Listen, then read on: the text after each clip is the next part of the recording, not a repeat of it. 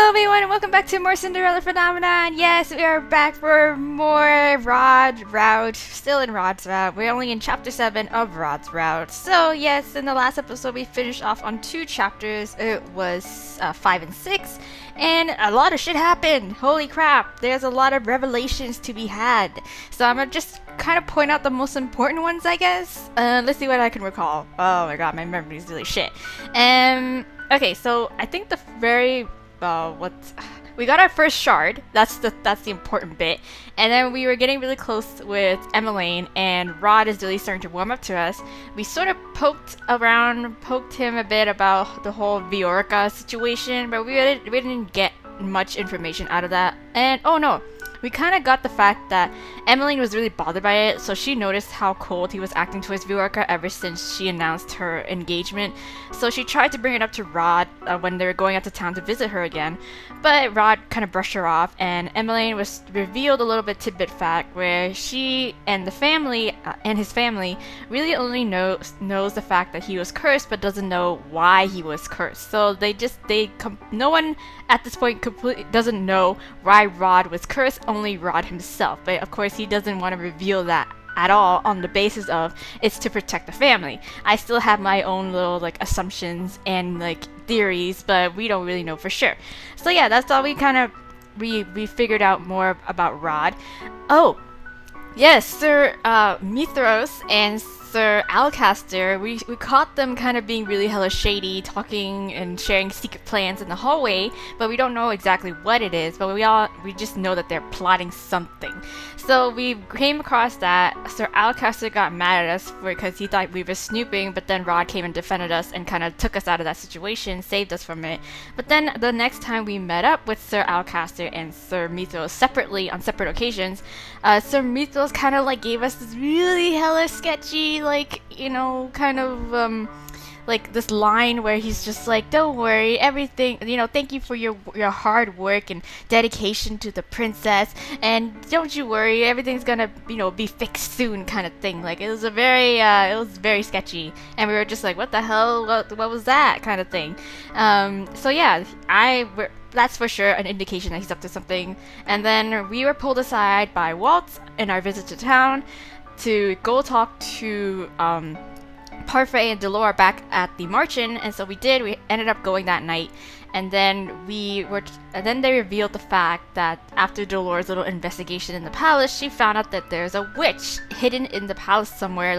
They're just cloaking themselves, but they're snooping. There's a snake that's in the palace that's out to get us, and there's an underlying plan with us involved, because it's revealed that we are next in line to inherit the power. No, not inherit the power, but be the tenebrarum bearer, essentially, because it's that sort of position is passed down in generations, and the last bearer was our mother, who, yes, it's revealed that she was a witch that went crazy and kind of led the great war between the witches and the people, and gave the witches a bad rep, kind of thing.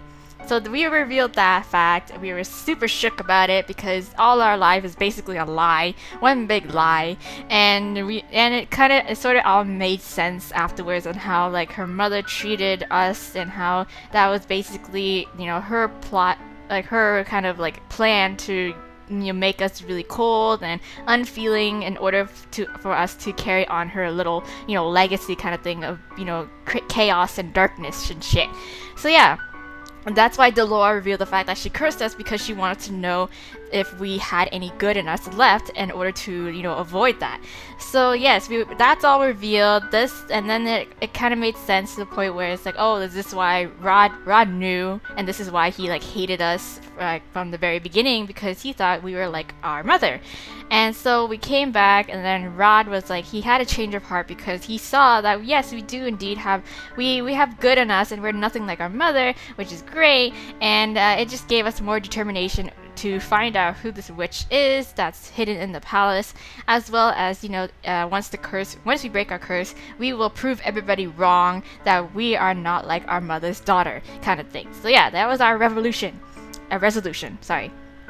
What else happened? Yes. Oh, yeah. And then, and on the way back, kind of thing, or a couple weeks later, after that whole like fact revealed, we came across our Alcaster one night, and we bumped into him accidentally. We thought he was gonna start shit with us again because he always does, but then he kind of brushes us off and leaves us on a, that's, you are excused, princess. And we're like, what? Like, how does he remember us? Like, is he cursed? That can't be. He doesn't seem like the person to be cursed, so he must, oh well, our assumption at the time as Hana was that he was the witch, but I don't think he's the witch. I still think Sir Mythos is the witch. So anyways, we told the Rod about that, like, shady, little incident, and he was just like, okay, well, we can't go around accusing everybody about that whenever they're really hella shady about it, and if they remembered you as princess, because, technically then Fritz is on the, the list as well too, because he remembers us, but, I don't think obviously he's not, but, like, let's just, like, as the character, they're just like, yeah, we can't go around accusing everybody unless we got solid proof that they are the witch. So yeah, but we revealed that fact to him. We had a little moment with Rod as well in his dance lessons. We got a little close, and then Emmeline walked in on us, and she noticed that as well. She was like, "Oh, you guys are getting kind of close to each other." And we're like, "Nah," and yeah, that was it. Basically, that was it. I think, yeah, I'm pretty sure that was it. So yeah, so chapter 7 now, but let's get started. Let's get right into it. So today is the first time that I am leaving the palace on a day off. Usually I choose to stay inside. Same. Whereas the other servants always leave to go home, I never see any reason to leave since this has always been my home. Yes. I mean, yeah, the only place you could have gone is the Marchen. And the Marchen has never been home. Besides, it is not as if I want to return, not after that conversation we all shared last time. Yes. So Hana is still kind of like really salty about it because, of course, she didn't believe Parfait when she first heard the news. But then, over time, when they were leaving the place, she's like, okay, you know what? It's starting to make sense, kind of thing. So thus, I have spent most of my days asking questions about Mother's reign, inquiring when, and where I can. The opinions do not surprise me. Oh yes, and that was her little mission, was to find out a little bit more about her mother, because her mother, like, erased her memories with her, I think, in her childhood, so she doesn't really remember too much about her mother, other than that she really loved her, and that, oh, Mother was a great person kind of thing, but it was all a lie, because that's what we believed when we were younger, not what necessarily what people saw. So she's trying to, like, uncover the truth from everybody else's perspective. Alright, so I was so scared of her. One wrong move and she'd have you thrown in prison. Oh my god. The townsfolk would always wait for her to pass by before leaving their houses. Ah, wow. She was a tyrant. The kingdom is a better place now that she's gone. Oh, yes, and one very crucial information in terms of discovering our roots and stuff like that was that our mother, the witch, forced the king to marry her because she threatened to kill the king's one true love if she doesn't. And it turns out the king's one true love from the very beginning was Ophelia, which is his current wife, and the kids, and Rod and Emmeline as our step siblings. And we're like, what? That's just crazy. Like, he never loved your mother in the first place, kind of thing. And well, it's not necessarily true if he doesn't love us as well, because I feel like he doesn't blame us because we were only a child, and we were just, we were a victim of it as well, kind of thing. So yeah, that was that revelation. Yeah. There's no reason for them to lie to me. The more I hear, the more my old life makes sense to me, right? I now know why the king never seemed to love Mother, and why the people hated her, and the reason people looked at me with such fear. However, it has been months since I have been glared at in public. Yes, because not many people remember you, and then the people who do remember you are very few and in between. I don't know about them, because mainly the people at the Marchen are the ones who remember her.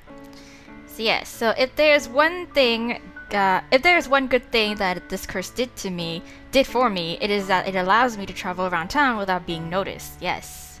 As Yorga's shop comes into view, my thoughts shift to the reason I have left the palace in the first place. Oh yes, and her other mission in mind is to basically find out more on why Rod was cursed, and she figured that the root cause of it was Viorka, it seems. So she's gonna go to Viorka to see if she can find out more information. If Rod will not tell me anything, I will have to ask Viorka. She must be related in some way to this curse, right? I pause outside the door to the toy shop. With a deep breath, I push the door open. Bjorka! I know I haven't visited that much, but welcome. The moment she sees me, her expression becomes confused. I know, right? Me, little old me, coming to visit you all by myself. Oh, you are the princess's maid, Hana, wasn't it? Yes, it was. I nod at her. You've never come in here alone before? Yes, I know. What can I help you with? Well, I wanted to ask you something. Yes, it is about Prince Rod. Just tell me about your story and how, you guys grew up with each other and blah blah blah, and let me see how I can figure this shit out. Prince Rod? Yes. Did something happen to him? Is he okay? Yeah, he's fine. Yeah, he's fine. She sighs with relief. Then what is it you would like to ask? I just wanted to know if you knew anything about Prince Rod's sudden muteness. Yes. Bjorka stares at me for a few moments before she shakes her head. Really? I only know that it happened soon after I met my fiancé, Desmond. Oh, ooh. What reason do you have for asking? Well, I just want to know why he was cursed. Well, I try to think of a plausible explanation for this, and I immediately consider Emmeline. Bjorka is Emmeline's best friend. Surely she would be willing to help if she knew I was doing this for Emmeline. Yes, it's not entirely false. Prince Rod has been very quiet recently, more so than he is. Princess Emmeline has been worried sick about him, but he refuses to say anything, even to her. I have been trying to gather information that might be helpful in discerning the cause. Uh-huh. So help me. I stare at her expectantly, hoping that my gaze holds nothing but determination. Finally, Bjorka smiles. She's lucky to have a dedicated friend like you. I know, right? I am still not accustomed to the fact that Emmeline considers me a friend. But you should be happy, though. She is, so sweet about it. Before she became the princess, I was her first confidant. We were like sisters. Aw. But now that she's living in the castle, we no longer have the luxury of spending so much time together. I worry about her constantly. Aw, yeah. Even around me, Em always tended to keep her problems to herself at first. She doesn't like to bother other people with them. Aw. It is hard not to agree. With the way Emmeline was always smiling before, I never thought she had any problems in her life. It was only recently that I discovered that she was hiding all her loneliness and pain behind a smile. Yes, it's a relief that she's befriended someone who cares so much about her. Ah, yes. I don't know if I can help much, but I'll tell you what I know if it will help Emmeline. Okay, good. To start with, I'm not exactly sure how everything changed, but it all happened so suddenly. All I know is that after the night I met Desmond, our relationship changed. Yes, and I can kind of guess why, as to why and how. At first he still smiled, but recently he's been avoiding me. What happened between the two of you that night? What happened between the two of you the night you met your fiancé? Nothing. Oh, Rod and I did not meet on that day. Okay. Prince Rod wasn't there? Oh, no, but soon after what happened that night, Rod grew distant. Ah, what happened? Was he cursed? What? Did he confess and then you turned him away? You rejected him? It was a stormy night and I was heading back home. I took the route by the riverbank because it was the shortest route. Okay. It was foolish of me. The road was slippery and full of mud. I lost my footing and fell into the water. Ooh. This is getting interesting. The waves were strong and I was certain I was going to drown. I don't remember what happened in the darkness of that water, only that when I woke up, my head was in Desmond's lap. That was the first time we met, but not the last. He carried me home, and he came by every day as I was recovering. Okay. And then he came to visit even after I had recovered. Okay. I try not to get my hopes up too much, because what could this nobleman see in me, a mere commoner? But I still ended up falling in love with him. Okay. You have no idea how happy I was when he said he loves me too. It was a dream come true. Ah, how sweet. Of course, every girl dreams of marrying a prince. It was in all of the fairy tales that I read as a child. Yes, and everybody in this kingdom. Yes. None of that was at all related to Rod. How does this relate to his curse? You said your relationship with Prince Rod changed after that night. What happened? Bjorka sighs. I told Em and Rod about Desmond soon after the incident. Em was happy that the two of us had fallen in love, but Rod... Okay, so Desmond rescued her from drowning. Okay, so he wasn't in the equation of the whole incident. Okay, well, technically, yeah. Okay, Rod didn't say much of anything. That's when I noticed he started growing distant, and when I realized that he had also lost his voice. Oh, okay. He still won't tell me anything, but I figured that he was... Yeah, her voice fades, but I know that she is referring to the curse. So Rod lost his voice shortly after Viorka met Decimon. Okay, the mermaid's curse must have something to do with the tail. Yes, literally. The little mermaid traded her voice for legs so that she could be with her Prince Charming, but that night the only person who found their Prince Charming was Viorka. Yes. Rod's curse must have something to do with Decimon and Viorka. He became distant with her after finding out about Decimon. Why? Because he was in love with her, and before he had time to confess, she ended up finding some other guy and fell in love with him, and now she's marrying him. Then there is the fact that he still spoke to Viorka, even if he was distant. It was only when he found out about their wedding that he became so cold.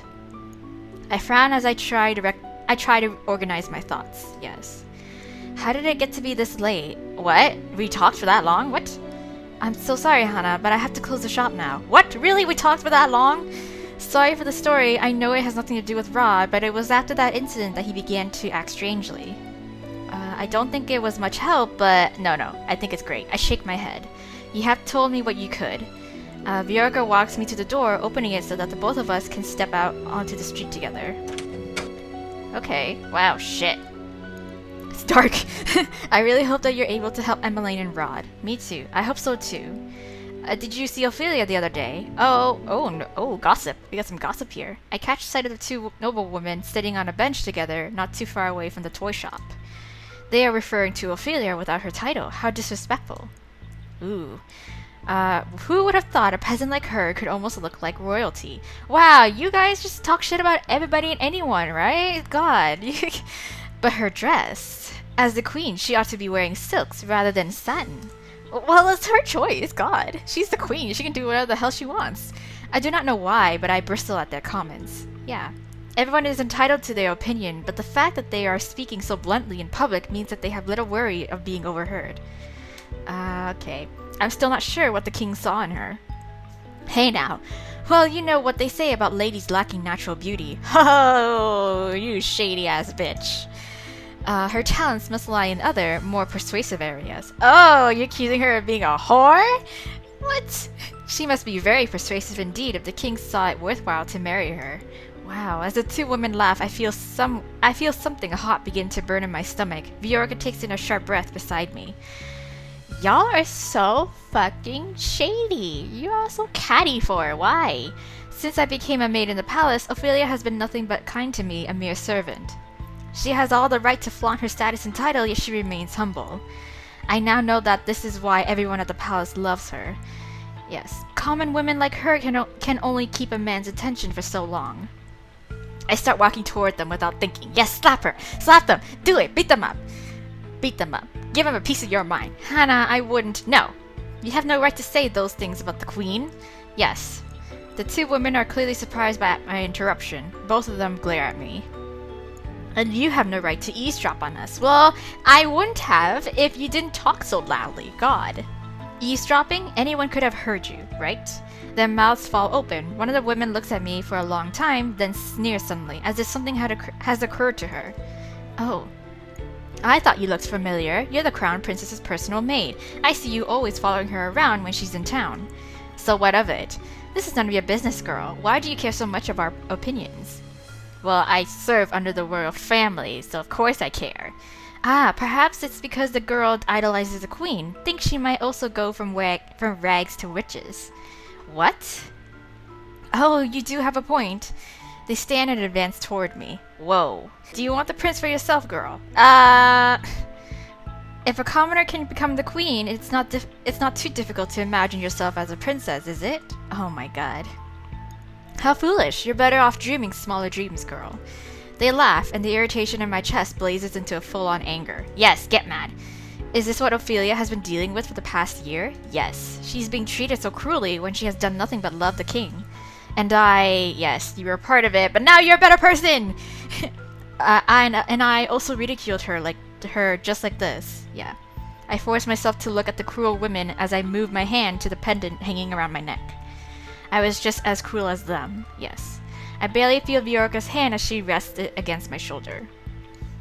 Hana, let it go. Her Majesty wouldn't want you to do this.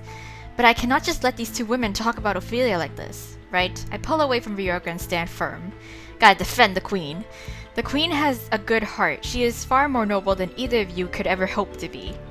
I think back on the times I was cruel to her. Ophelia could have easily reprimanded me for my behavior. She had that right as my stepmother, yet she has been nothing but kind to me. Yes. Ophelia never got angry at me, even despite my treatment toward her and her family.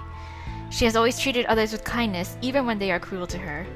Judging from the bitterness in your accusations, it seems like you are jealous of her. How pathetic. Yes, calling you out. Ouch! The other woman marches toward me, and my free hand instinctively moves to hold her hand just before her palm reaches my cheek. Ooh, that reflex. Yes, girl. Yes. I will not tolerate any insults toward the queen. Yes. A soft light emanates from the pendant, and I can only stare at it in shock. Whoa! I got a good deed! What? I got another good deed. Yes, I did, by defending Ophelia. Yeah, because, well, you used to ridicule her, and, you're changing your ways. The woman snatches her hand away. How dare a peasant like you talk that way to us? Have you no manners? I could ask you the same. What happened to yours? Ooh, clapback! Man, Hana's like the queen of clapbacks. Damn, how dare you? How dare I? Don't you know who we are, girl? No. I still do not till this day. I will see you pay for your impertinence. Impertinence? Yes. Is that how? Yes. Our words have far more weight than yours ever will. I will go to the king myself to tell him about how rude you were. Go ahead. I don't care. I can pass on that message myself. Oh, yay, Rod! Yay, hello! Come to defend me again. I turn and see Rod walking towards us, his expression cold. The two noble women hastily curtsy. Your Highness. Yes, stutter. The noble woman turned pale as Rod's eyes fall on them. Actually, we have an important dinner engagement. Yes, we do. Yeah, go off to your, imaginary dinner engagement. The two noble women curtsy before quickly departing. What are you doing here without your guards? What trouble have you gotten yourself into now? Well, I was just talking. Tell him, do not tell him. I don't think we should tell him about this little rendezvous, honestly, because he knows we don't like us snooping. Oh god, but I don't know what to do though. I want to be truthful to him. I don't want to hide anything from him, but at the same time, he's gonna be hella pissed that we are trying to, get in on his business, Oh god. Oh god, what do I do? He's gonna get so mad at me. Oh, but should I be truthful? Should I not be truthful? I don't know. Oh, I might screw this one up because I know, again, I'm just worried about you, girl. I don't know. I think I might screw this one up too. Shit. You know how I want to be truthful. Should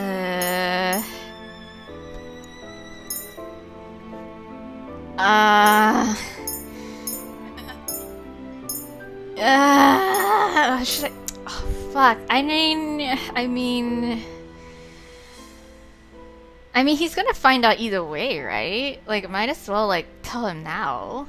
Before he, finds out later and he's gonna be like, this is what you've been up to all this time? Like, how could you kind of thing? Oh, God.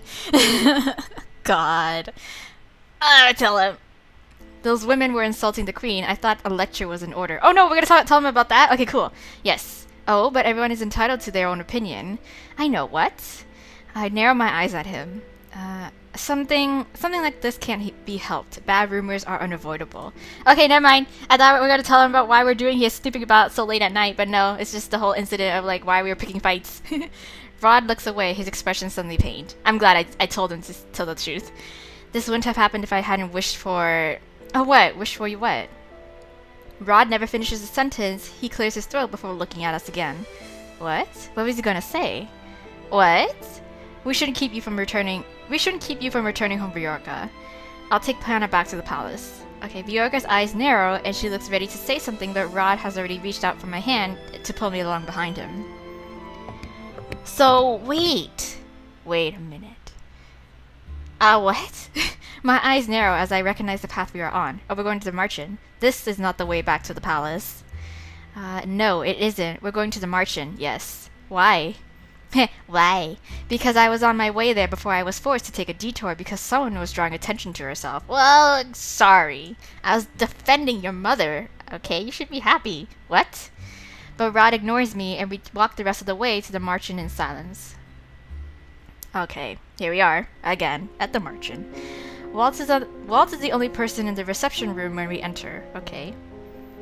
Prince Rod? Yes. Princess? Yes, we are here. It's a little late for the two of you to be here. I know. I don't know why we're here. I had meant to be here earlier. Okay. Is Lady Parfait here? Waltz nods. Waltz nods, yeah. I'll go get her. Wait here. Okay. As soon as Waltz leaves us alone, Rod turns to me, his expression rigid. Rod steps closer and grabs my shoulders. What? Oh. Did he catch on that we're snooping? I wasn't able to say so earlier because we were out in public, but you should know just how much danger you're in now, and yet you thought it was okay to go around on your own? Oh, he's just really angry at us that we're going around, on our own. It was my day off today. It was my day off today. It is not unreasonable for me to not want time for myself. Time to yourself. Yes. Don't you understand the meaning of be careful? Why would you do something as foolish as going out into town alone? He's so worried about me. I cannot help but bristle at his tone. I mean, I could take care of myself too, right?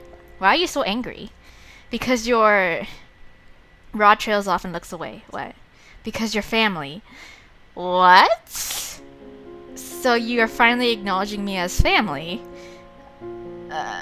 This is a really odd time to be. I notice his cheeks turning red. To be honest, you're less of a family member and more just... important. Important, quote, quote. Because of all that you do for Emmeline. Okay, sure. You're important to my sister. He looks uncomfortable as he says the words, and I cannot help but marvel at his embarrassment. Why is he so embarrassed? Because that's not what he actually means. It's like a roundabout way of saying that you're important to him, too. But Rod changes the topic as he turns away from me. Alright, why were you with Bjorka? Well, oh god, this is the part where I was like, I don't want to tell him. I can only think of one reason you'd speak to her. Oh. Yeah, you're a smart guy. Yeah, you know. Yeah, you know. It's okay. I don't have to say it. My curse. Yeah, my curse. You thought you'd find out more about my curse through her? Yes. I shrug. I try. I can only assume that your curse has something to do with Bjorka, right? Am I right? Or am I wrong? I look up when Rod says something, then stare at the curious sight before me. He has taken Sebi off his shoulder and is holding the doll in his hands away from his face. What? Why? The two seem to be engaged in some silent conversation. Then gently, Sebi speaks words I can hear. This is the right thing to do. You need to let her help you, Rod. Rod bites down on his lower lip before briefly closing his eyes. Eventually, he returns Sebi to his usual spot on his shoulders and turns to me. Okay, fine, you're stubborn and you're not going to quit investigating unless I tell you, are you? Yes, yes, I'm glad you understand me. You're right, Bjorka's the reason I was cursed. Okay, I figured that much out, but why? Were you in love with her? Is that why? I'm still holding on to that. Rod sits down on the settee and lets out a heavy sigh. His eyes are far away as he speaks to me. Story time! I was in love with Bjorka, but I wasn't brave enough to tell her. Yes! I was right. I just followed her around like some kind of puppy. Well, duh, like, the fairy tale curse is related to the fairy tales, and it's like the original fairy tales of what happened with the Little Mermaid, then yeah, it's like, come on, you could put 2 and 2 together. It's not that hard. One day, Bjorka hadn't come home, and it was raining very heavily, so I went out to look for her. Oh, no. Okay, so you were in love with her, but you traded your voice in order to save her? So she died, but then he revived her with his wish, right? Right. Okay, that's the next part. Okay, here we go. I found her walking along the bank of the river. Okay. I called out to her to tell her to be careful, but I don't think she ever heard me. She slipped and hit her head. I don't know. Rod swallows. He clenches one of his hands into a fist. She fell into the river. Yes. Alright, I dived in after her. I somehow managed to get both of us onto the riverbank, but it didn't look like Bjorka was breathing. Okay. I'm still on the right path of like my, assumptions. I didn't know what to do. I started panicking. I ran off to try and find help, but I couldn't find anyone in the storm. Alright, when I returned, she was gone. I rushed to her house and a doctor was already there attending to her along with... Okay, Decimond. Okay. Oh, okay, so... Okay, no. So she wasn't dead, and then he didn't use the wish to revive her. It's just that when he went to go get help, Decimond showed up and then, he, like, stole the thunder from him. Oh, shit, that sucks. Rod's gaze is vacant as he nods. When Viorka began to fall in love with Decimond, I felt hopeless. Helpless, yes. Did you not tell her that you were the one that saved her? Well, he couldn't, because, at the same time. I think, why would I? Viorka was so happy, believing that she and Decimond were fated to be together. I couldn't do that to her, right? Figures. But surely if you told her, no. Rod interrupts me. I want the people I love to be happy, yes. I don't care if their happiness causes me pain. I'd rather bear that alone instead of bringing down those around me. My chest aches as I watch Rod's face. Wow. I never would have guessed that Rod would be so selfless. Selfless, yes. But that didn't stop me from thinking that I could still make her love me instead. Oh, okay. So what did you trade for your voice then? I decided to become what I thought Viorka wanted most, the Prince Charming of the fairy tales she so adored. Okay, hold on. Okay. And so I asked the witch to turn me into one. She stole my voice in exchange. Okay. Wait, so you were... Wait. Only then did I realize that she had inflicted the fairy tale curse upon me, the mermaid's curse. Yes, yeah. Figures. The next day, the king turned up at our house, proclaiming that he'd been looking for my mother for years and that he'd never stopped loving her. Whoa! No way! I was on like the path of just kind of saying that. Oh my god, it's true! So you were responsible for your family to become from rags to riches. That's just... What? What is the truth then? So... Oh my god! When the king married my mother, I became a prince. It was just as the witch promised.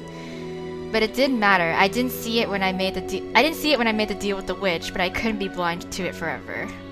Alright, Decimond and Viorka really do love each other. They make each other happy. Nothing I can do will ever change that.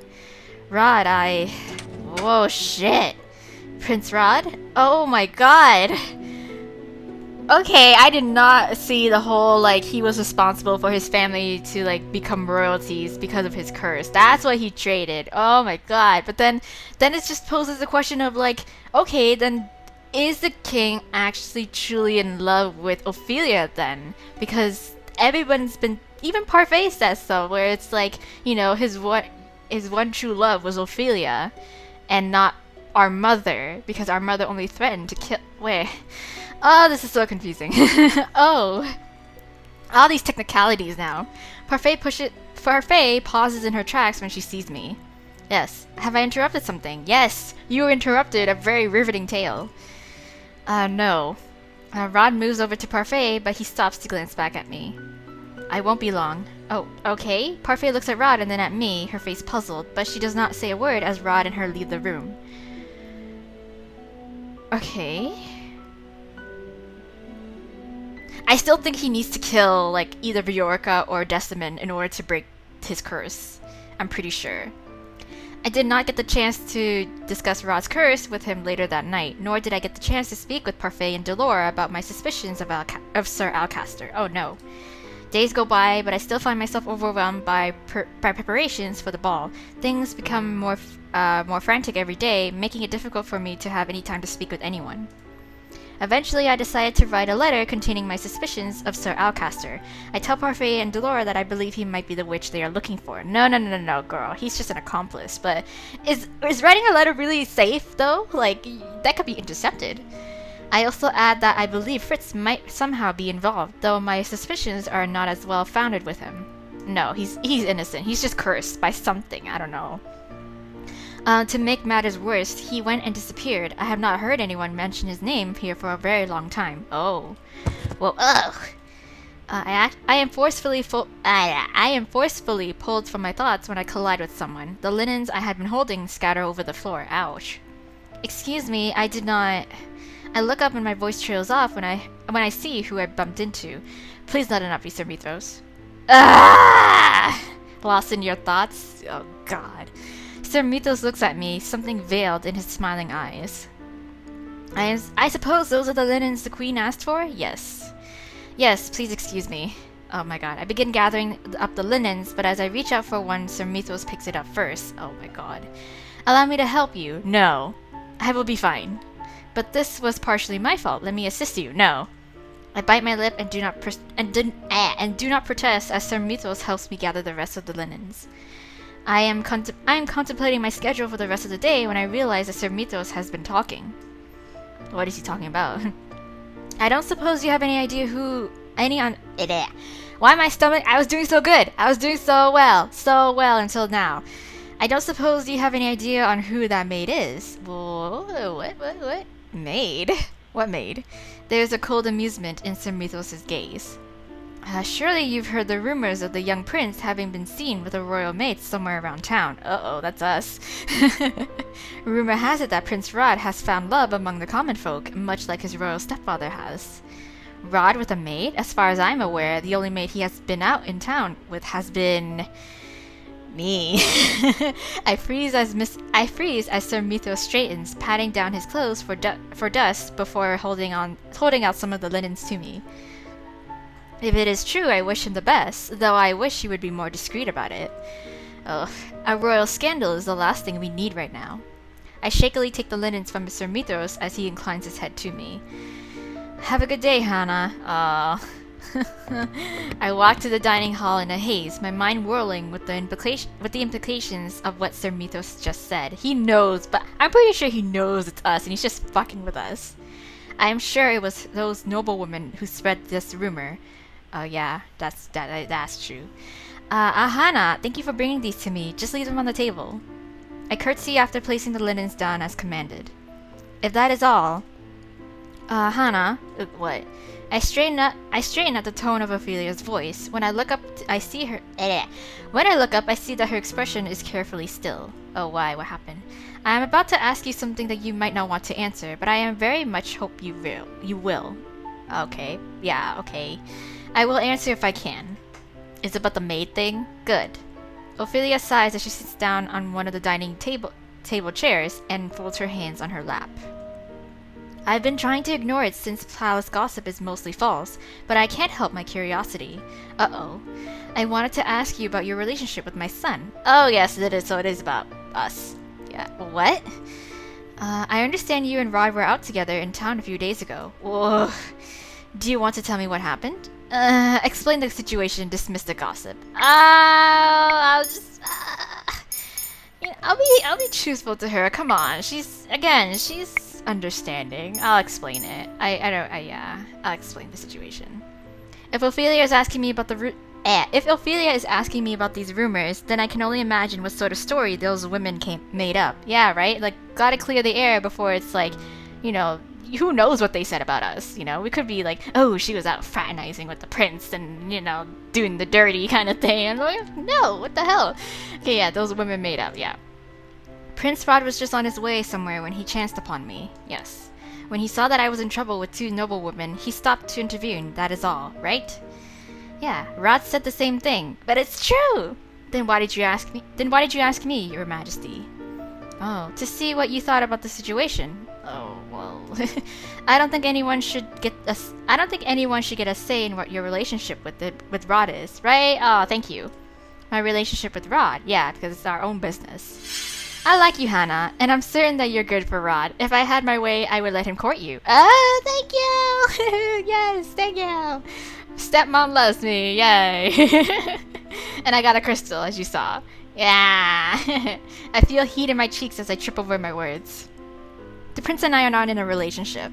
A member of the royal family cannot end up with a servant. Yeah, here we are. Where there's love, there's hope. Social status shouldn't stop you from being happy, Hana. Aw. Then what about the fact that I am Rod's stepsister? Oh, yeah, true, yeah. I bite down on that statement fiercely. I already know what role I am playing here, and I cannot break it. Yes, because you can't say that because you're the maid and no one remembers you as being part of the royal family. Ophelia looks at me with a God! Ophelia looks at me with a complicated expression before she sighs. I will not push you on this any further. Ah, thank you for respecting my, yeah, boundaries.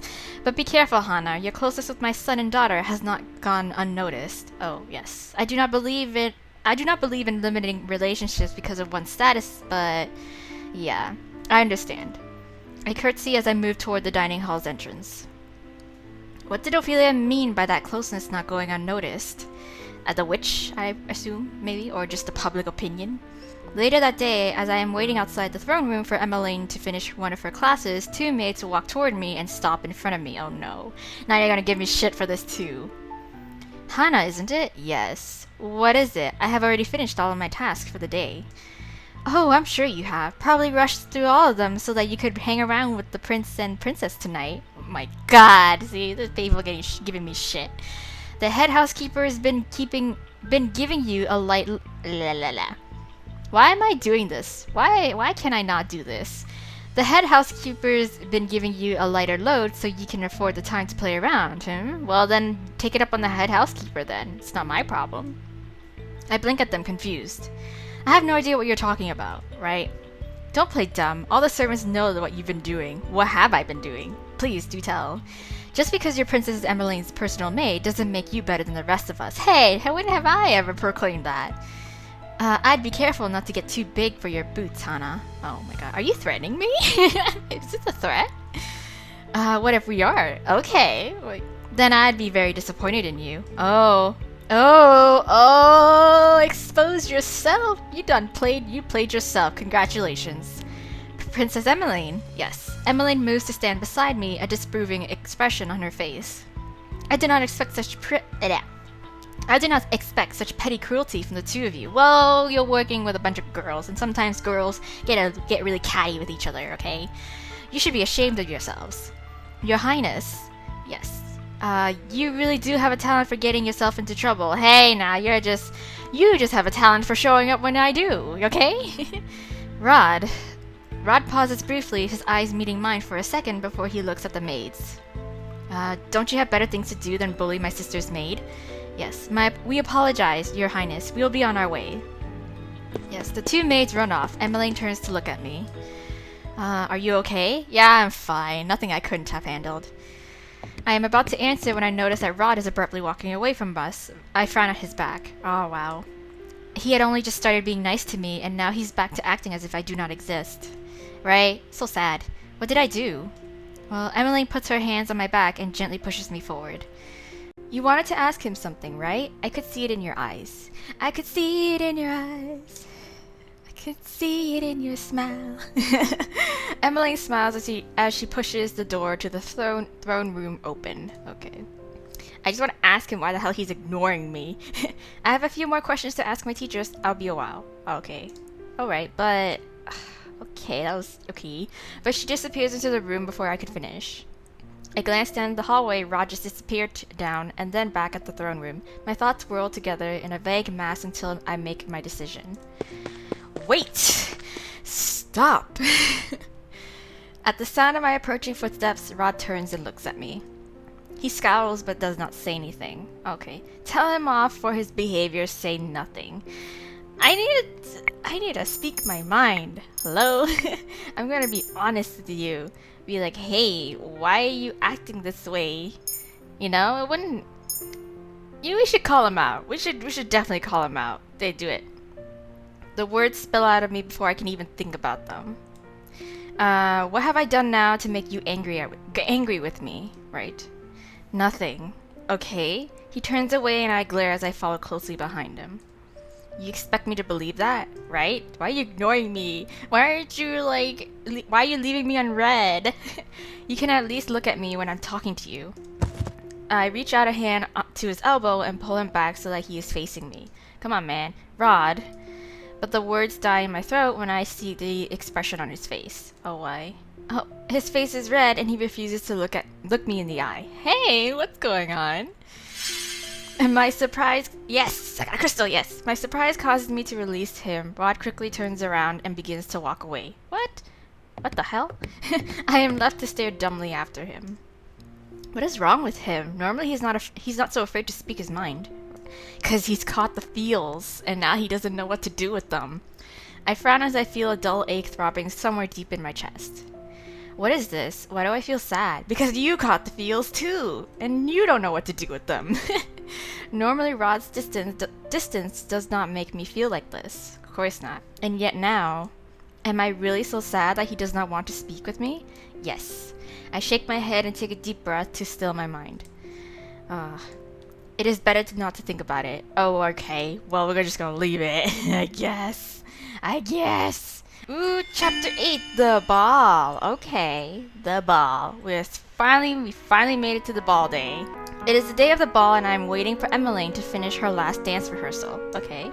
The lesson was over an hour ago, but Emmeline remains here to continue practicing the steps. Meanwhile, I am preoccupied with thoughts of Rod's curse. I cannot believe that Rod traded his voice for a title, so the reason the king was able to find Ophelia was because of Rod. Exactly. I still don't know if he actually truly loves her though, or it's all just a curse. It is a little difficult to wrap my head around the implications, but one thing bothers me. Rod told me why he has the curse, but he gave no explanations as to how to break it. I still think he needs to kill somebody. How did it go in the original fairy tale? Oh yes, girl, I was gonna say, I just totally forgot that, throughout the entirety of it all, like, in her investigation of figuring it out, she could have, looked for the actual book, in a store or something, and read up on it and try to find clues there. Emmeline finishes up the last steps of her routine before walking over to me. I hand her the glass of water I was holding for her. Thank you, Hana. Yes. Emmeline must notice my curiosity because she stops to look at me quizzically. Is something the matter? I'm just confuzzled. I've read a little bit of that fairy tale but never finished it. Can you tell me the whole story of the Little Mermaid? The Little Mermaid? Yes. Emmeline takes a seat on one of the chairs bordering the throne room and gestures for me to take the opposite one. Wow.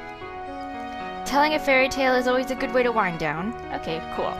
Once upon a time, there was a mermaid who fell in love with a handsome prince. Yes. One day, when she swam to the surface of the ocean to find him, she saw that the prince was celebrating his birthday on the grandest ship in the kingdom. Yes, the Little Mermaid was captivated by the human party and stayed to watch. Then suddenly, a violent storm hit, and the prince was thrown from the ship into the ocean.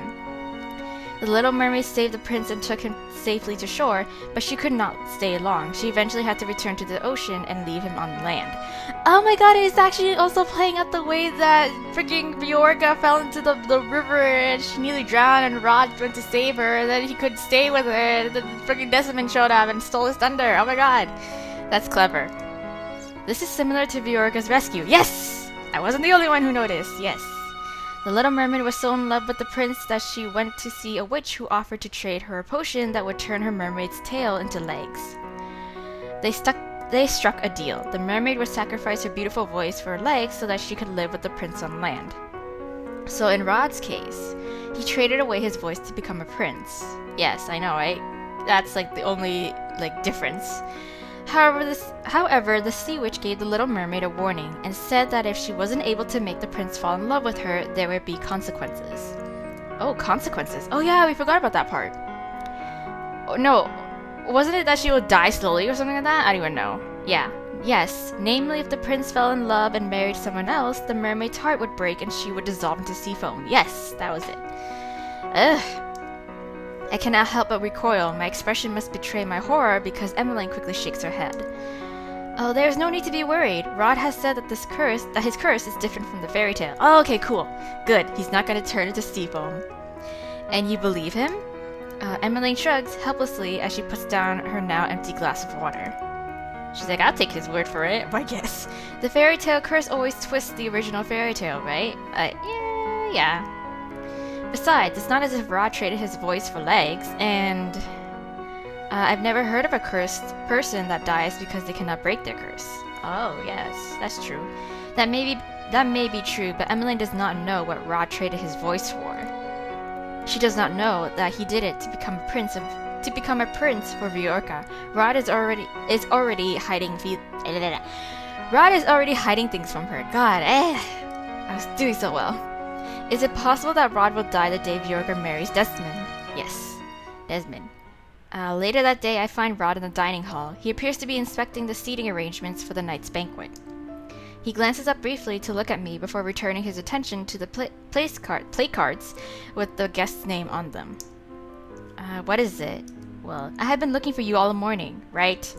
I am distracted from what I am about to say when I notice Rod switching the position of 2 play cards. I frown as I catch the name on one of them. What is it? He is moving Bjorka's place at the table. Is he trying to make sure she sits as far away from him as possible? Well, that's a little petty. Surely you have better things to do than stay in here. What happens if you cannot break your curse? Right? Ooh. Hitting him with a hard question. Rod's movements stutter before he shakes his head sharply. That is something you do not need to know. Oh, plead with him, get angry at him. I want to plead. There's no like, meaning in like trying to get angry at him and force him, because then he's just gonna be adamant and just be like, I don't want to tell you then. Plead with him. Something aches deep in my chest at Rod's coldness. Please. Yes! Hit him with the soft shit. Rod startles so strongly that he almost drops the play card he's holding. Please tell me. Yes. We have been partners for months now. But I've barely... Yes, I know that it is unusual... Yes, I know that it is an unusual partnership and that most of our helping each other has been subtle, but... I am only one good deed away from breaking my curse, while you seem to be no closer to breaking your curse than when we started. I will do whatever I can to help you with your curse, Rod. So please let me help you. Yay! I got a crystal! Silence falls. Moments later, Rod sighs and looks away from me. Some unspeakably sad emotion shines through his eyes. Oh no. Even if I wanted your help, Hana, there's nothing you can do. I'm pretty sure he has to kill somebody. Dread settles in the pit of my stomach at Rod's words. Could I be right? Will Rod actually die if he does not manage to break his curse? Emmeline told me the story of the Little Mermaid. She said that the mermaid dies if the prince marries someone else. Rod, when Bjorka marries Desmond... Desmond. Oh my god, yeah. Oh, that was a typo. Will you... My voice trails off when I hear the sound of the door behind us. No! What the hell? Interruption. Is it Ophelia or the king? Neither. Rod rushes forward and grabs me before I can glance back at the door. It's Mithros. Ow! I become aware of a weight holding me down to the floor. The impact of the ground against my head blurs my vision, making it impossible for me to see what is happening at first.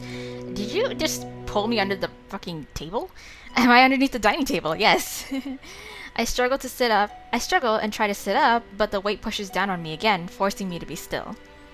Quiet. Oh, well, this is a compromising position. Rod, why did he push me underneath the table? I am about to ask him aloud when the sound of footsteps silences me. I cannot help but remember what Sir Mithos was saying about rumors. If Rod and I are seen alone together by the servants, the rumors will no doubt get worse. But why is Rod doing this? Because he's hiding from Sir Mithos. I stay quiet as the people that enter the dining hall begin to talk. How strange for this place to be empty at this time of day. There is a pause, and then another voice speaks up. You better have good news for me, Mithros. Oh, and it's Sir Alcaster. Sir Alcaster and Sir Mithros. Yes, those two. Rod's hands tighten on my shoulders. Everything is as you requested, Sir Alcaster. There should be no issues. There better not be. Yes. You've disappointed me before, Mithros. I would be careful not to try my patience again. Yes, Sir Alcaster. Sir Mithros sounds oddly subservient. But why? The two of them are both ranked equally, and neither of them should have to answer to anyone other than the king. Unless Sir Alcaster truly is a witch and is forcing Sir Mithos to obey him with a spell. Nope. Wait a few minutes after I leave, okay? We should not be seen together. I do not hear Sir Mithos respond, but I can hear Sir Alcaster leaving the room. Sir Mithos sighs out, but is otherwise silent when he leaves the room after a few moments. I exhale fully as the door finally closes behind Sir Mithos. This is bad. Yeah, no shit. I was so engrossed in Sir Alcaster and Sir Mithos' conversation that I only just now realized that Rod is hovering over me. Oh, hi. That's really close. You're really close. Ugh. Hey, are you alright? Are you hurt? No. You have very beautiful eyes, though. I'm just saying. You look a little Rod suddenly pauses as he notices our position. He stares at me for a few moments, eyes wide. Yeah. Ooh, awkward. He scrambles out from underneath the dining table, and by the time I do the same, he is standing far away from me, his gaze fixed on the wall. He is bright red. It would be funny if I weren't sure I was the same color. Rod clears his throat. It seems that Sir Alcaster really is the witch if he has the ability to make Sir Mithras obey him. No, I still think it's Sir Mithras. I still think it is. Lady Parfait should be told immediately. Rod turns on his heel to leave the dining room. Hey, wait for me. Rod, wait. What? This is urgent, princess. I can't just... When Viorca marries Decimon, will you die? Oh yes, back to the topic at hand. Rod pauses for a moment, but I can tell from his pained expression that he will not speak. You're running out of time, Rod. My eyes flip between Sebi and Rod. So it's true? What does that mean? Nothing. He turns away from me once again and starts walking away. Rod... Rod! There must be something in my voice that makes Rod stop because he turns to look at me. Please stop running away from this. What would knowing the answer achieve, Hana? Though Rod's words are harsh, his tone is soft. There is nothing anyone can do. Leave it alone, Hana. It's for the best. No, it's not. I cannot help but get mad at Rod's dismissive tone. I move toward him, frowning. How can you say something like that? You are not the only person that will be affected if you keep refusing to do anything to break your curse. Can you imagine what your death would do to your sister, to your mother? Losing you would destroy them. Yes. Rod's face is suddenly inches away from mine. He places his hands to the wall behind me, caging me in. Oh no. His face is flushed to anger, and the look in his eyes is tormented. My family has been dealing with the consequences of my actions for the majority of my life. Don't think that I don't know what effect my curse has on the people closest to me. Then why? Besides, I don't want to involve you in this too. Well, I'm already too deep in, man. His voice is a whisper, but I can still hear his words. Rod. Rod pushes away from me and stalks off as I stare after him. He says that, but then he still does nothing to try and break his curse. I do not understand him at all. What is stopping him? He has to kill somebody, that's why. He has to stab Viorca, probably. Okay. For sure it's Viorca. I think it's Viorca. Yeah. No, wait. I can't remember. What was the original Little Mermaid's tale? Was it that she had to stab the prince or she had to kill the one that the prince loved? Either way, people have to die. Rod is absent from the palace for the rest of the day and returns only once the sun has set to prepare for the ball. I have not been able to talk to him since, but I assume that he has been to the Marchant to tell Delora and Parfait about our suspicions of Sir Alcaster being a witch. I hope they come up with an effective plan for dealing with him. The palace is not safe. The palace is not safe so long as he is here.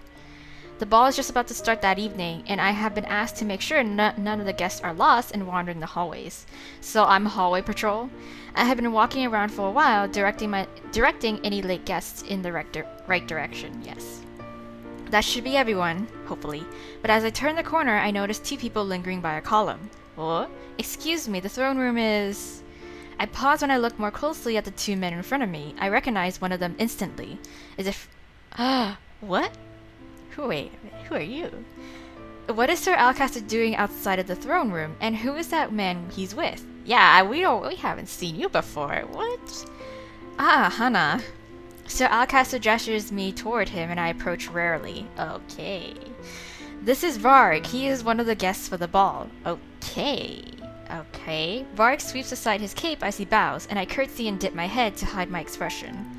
I have not heard of a Varg, and why would he be bowing to a mere maid? Also, why is he wearing such an elaborate costume and mask? This is not a masquerade ball. This is highly suspicious. If Varg is an acquaintance of Sir Alcaster, there is no telling what or who he truly is. Right. You are automatically hella sus. Varg is one of the suitors for Princess Emmeline. Would you please escort him to the throne room? I will be along shortly. No. Varg's politeness is even more suspicious. Of course, Sir Alcaster. I meet Varg's gaze briefly, and I cannot help but frown at the way he is smirking at me. This way. God, he's so creepy. Varg and I make our way toward the throne room. I cannot help but feel wary of the fact that he is following behind me where I cannot see him. Right? If the maids are this lovely, the princess must be truly beautiful. Varg laughs, and I grip my teeth at the sound. What? It was meant as a compliment, as unwanted. I don't want your compliments. There's no need to look at me like that. Ugh. Varg looks at me curiously. Are maids not allowed to speak in this place? Well, I choose not to speak to you, that's why. I have nothing to say. Right. Not the most cheerful person on staff, are you? No. Think what you want, but no, I'm not talking to you. I'm not making small talk. Thankfully, the doors to the throne room appear as soon as we turn a corner, and I do not have to come up with a response to his words. We are here. Goodbye. Go. I gesture towards the throne room and move to leave, but Varg's voice stops me. What? You should at the very least escort me inside and introduce me to the princess, don't you think? Isn't that what a maid should do? Technically, that is the announcer's job. Yeah, exactly. Isn't there a person for that? But Varg came so late, he probably already missed the introductions. Damn it. I wouldn't want to think badly of any of the servants to... Why can I not read? I wouldn't want to think badly of any of the servants at the palace. I take a deep breath to calm myself down before turning toward the doors.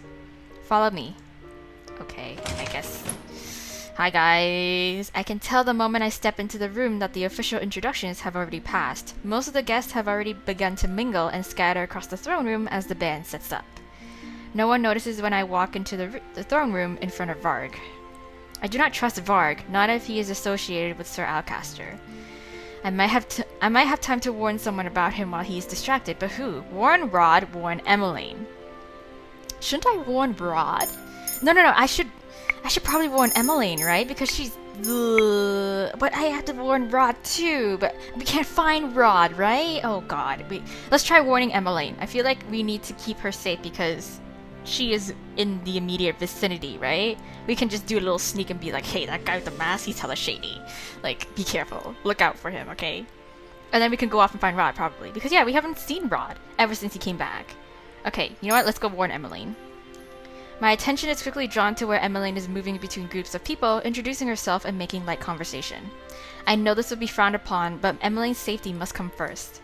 I make my way quickly to Emmeline and curtsy just off to the side, trying to draw as little attention to myself as possible. Princess Emmeline, may I have a word? Emmeline is clearly shocked at my intrusion, but she masked it well. Excuse me, it appears my maid has something for me. Yes, I draw her closer to the wall so the crowd blocks us from view. I wasn't expecting you to be here, Hana. Not that I mind, but won't you get into trouble? Well, hold on. There's no time for that. I take her hand in mine and look at her somberly.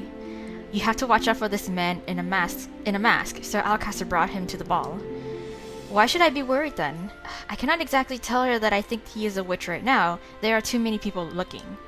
Just please be wary of him, right? We just need to, tell him. I'm sure there's nothing to be worried about from anyone here, Hana. Especially if Sir Alcaster's involved. Oh, Rod! Oh my god, you're here! On the contrary, if Sir Alcaster is involved, I would also recommend staying on your guard, Emmeline. Yes! He's in on this too, which is great. This is like killing two birds with one stone. Rod? I turned in shock to see Rod suddenly standing beside me. You should trust Hana. Yes! I did the right thing. I did a good thing. Yes. Excuse me. Oh no. Get away from the creep!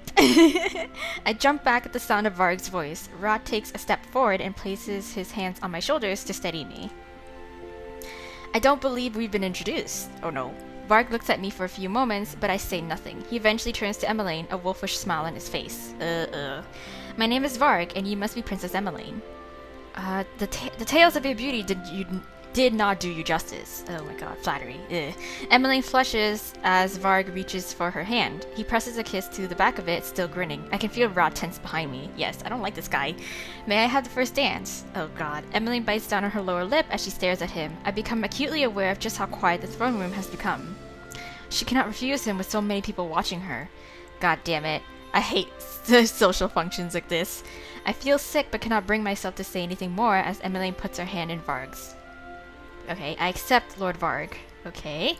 The moment Emmeline makes her way to the center of the dance floor, a man signals the band and the musicians start playing. This feels wrong, I know. I can only nod as I watch Varg pull Emmeline closer.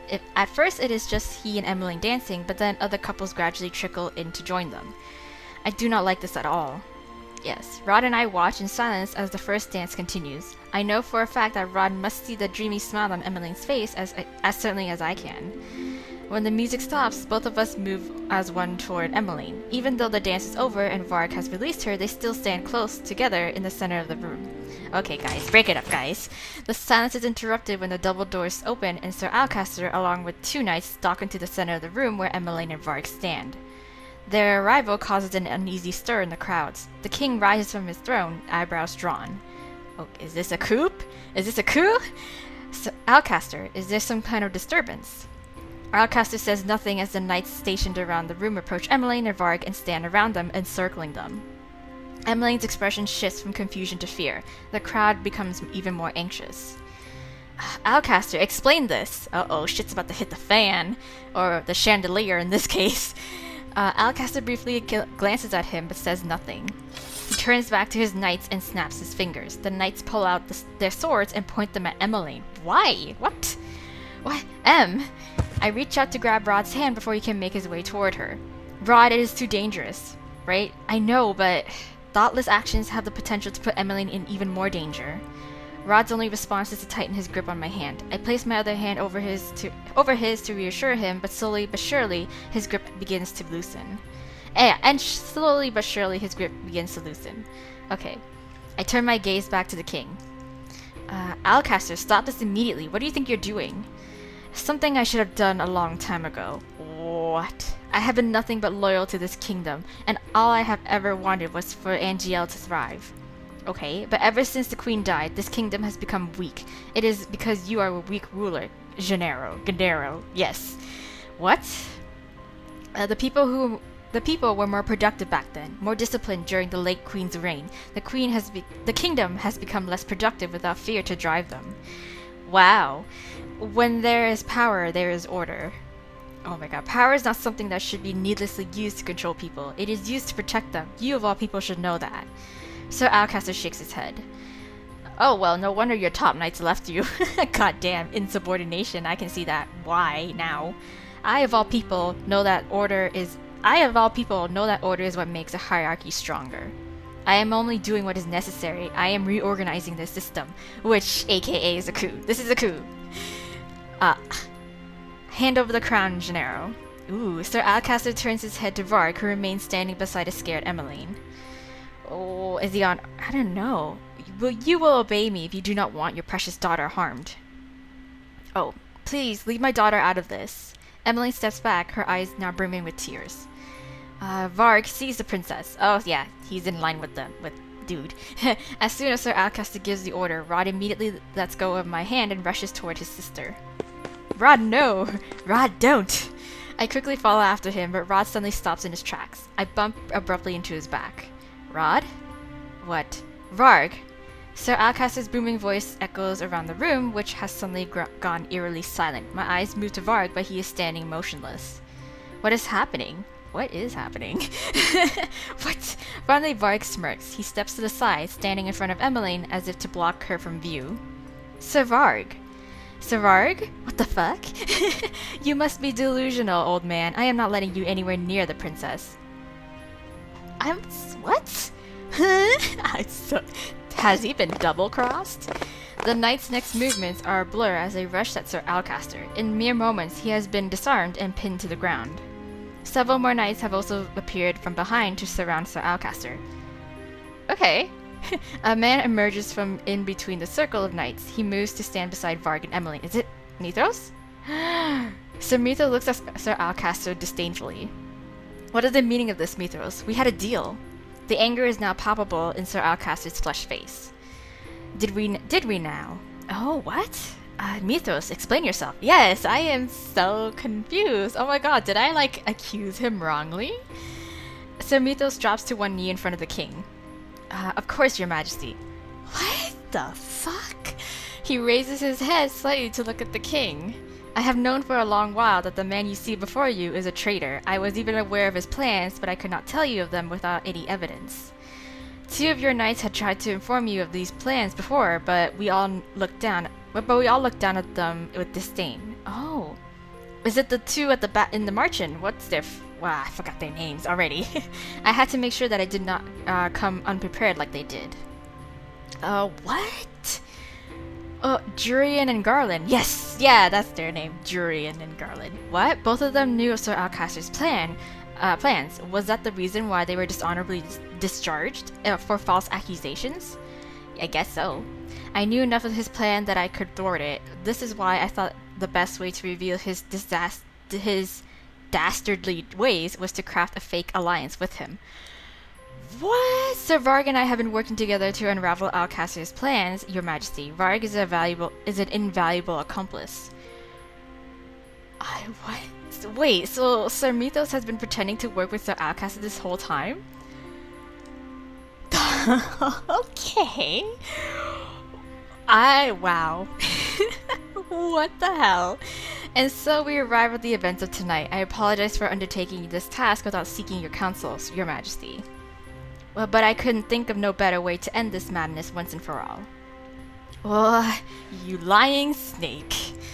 Sir Mythos stands and turns to Alcaster. He gestures at him dismissively. Well, sees him. Okay. Well. The knight's next movements are a blur. The men rush Sir Alcaster all at once, and in mere moments Sir Alcaster has been disarmed and is now pinned to the ground. I thought he was already pinned to the ground, but okay. Let's do it again. Isn't Sir Alcaster a witch? Why is he not using his magic? Okay, maybe... Okay, so maybe Sir Mythos was double-crossing Sir Alcaster, but he has other agendas, and he's still the witch. Okay. I still think he's the witch. I still think he's the witch. Mythos, I am in debt to you for saving us. The whole kingdom is. Okay. I only did what was necessary, your Majesty. Okay. The king glances at the knights, then at Sir Alcaster, his gaze steely. Alright, take him away. Okay. Sir Alcaster struggles uselessly against the knights as they drag him away. Okay. Bye. He is nearly out of the door when he starts screaming at the king. What? Gennaro, you are a fool. That man is a witch, a snake. You cannot trust him. Ah, see, I was right. I was right. No, Alcaster, I was wrong to put my trust in you. Even as Sir Alcaster is pulled from the room, we can hear him babbling in the hallways about a witch. Uh-huh. Sir Alcaster never used any magic to escape. Was he truly not a witch? No, as I said, this thing, Sir Mythos is a witch. Oh, you're alright, princess. I am pulled from my thoughts when I hear Varg's voice. He is now trying to comfort a shaken Emmeline. For a few moments he looks away and his eyes meet mine. He smiles, but it is fleeting, and moments later his attention is back on Emmeline. Okay, we still don't know who this guy is, other than, like, he's Varg. His name is Varg. The ball comes to an abrupt end after Alcaster's stunt. He is thrown into jail and promised a trial after a few days' time when he will be tried for treason against the kingdom. Okay. I still cannot believe Sir Alcaster would do something like that, and so brazenly too. I know, right? I wonder, what happened to Sir Fitzgerald? Oh, why? They say he vanished completely last night. Right? Do you think he was working with his father? No, I don't think so. The truth is that I have no idea what to think. I had thoughts that I had everything figured out, but now I become more and more confused by the moment. Fritz was always loyal to a fault, but then he has morals. Sir Alcaster was the same way with the king, and I have not seen or heard of Fritz for weeks, right? I cannot really say. Ah, good morning, Princess Emmeline. Oh, you're still here? What? Sir Varg. Varg was offered a room at the palace for a few days' visit. He is being treated as Sir Mythos' valued guest. Oh, okay. I have heard from the other servants that he is Sir Mythos' relative who lives in a neighboring kingdom. Oh. Ah, okay. I can see how they can be related. I hope that you're feeling well now, princess. I don't know. For some, they still have that snake appearance that, like, you know there's a family of snake. Yes, thank you for your help last night. Okay. Is Emmeline blushing? Wow. Wow, okay. I know I won't be here long, but I do hope to get to know you better during the duration of my stay. I would love that. Wow, already? Jesus. Already taken an interest in him. Then I am looking forward to spending more time with you. Okay. Oh, I forgot that I am meant to be in my mother's room right now. Oh, okay.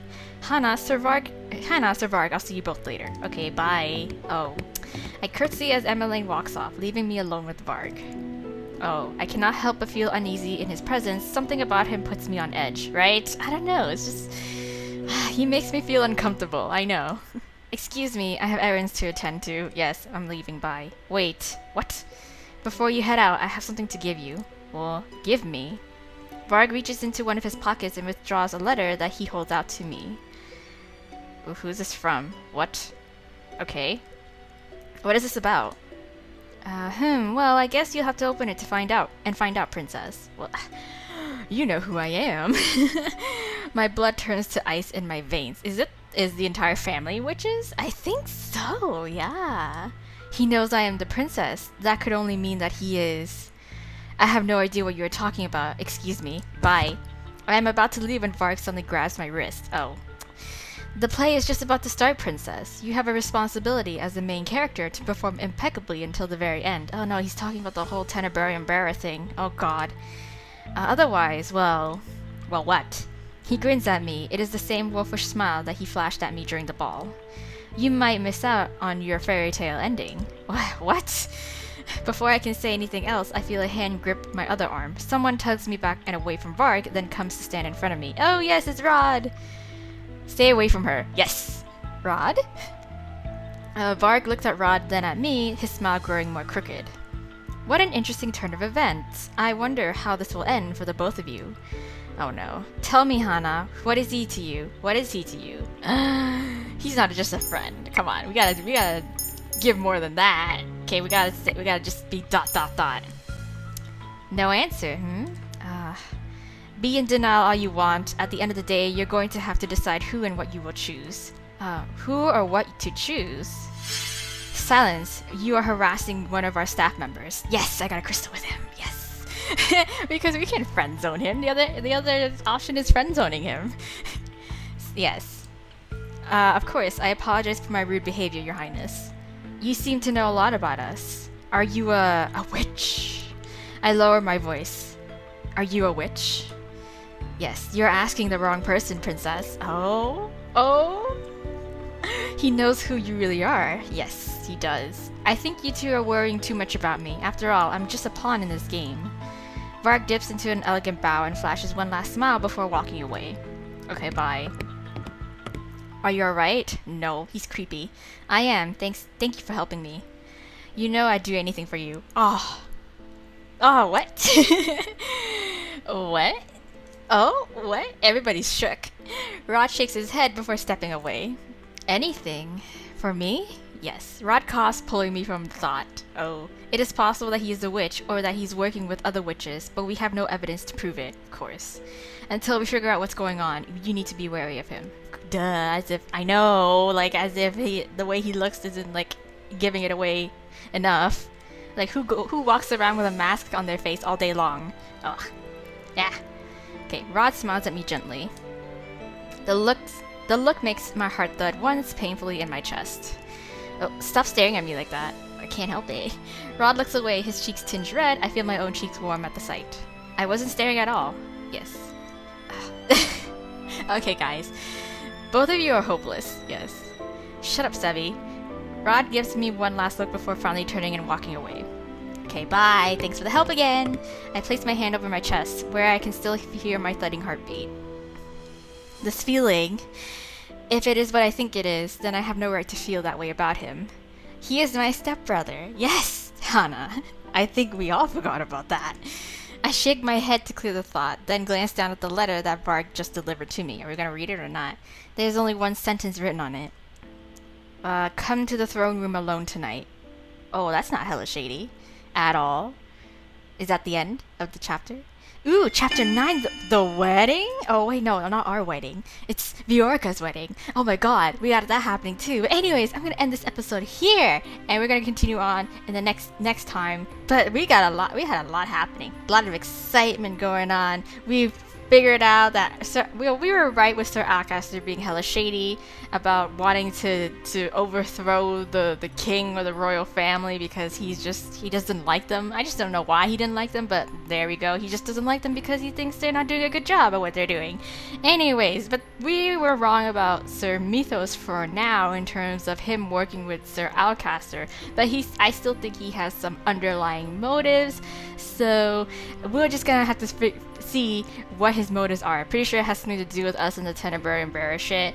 And also, I still think he's a witch. I still think he's the witch. And then we have this new character, Sir Varg, here as well too, who's apparently related, quote quote, related to Sir Mythos.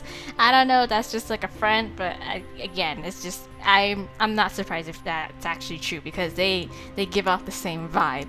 But anyways, we're gonna leave it here and we're gonna continue on this story. I feel like we're very close to the end, so I'm excited to see and find out where this story and how this story will end, because of course we still have Rod's curse to figure out, as well as this whole tenebrarum bearer like business, and of course this hella shady thing where it's like we're supposed to meet somebody in the throne room tonight, but we just don't know who it is. So we'll find out in the next episode, but for now, bye. Cinderella.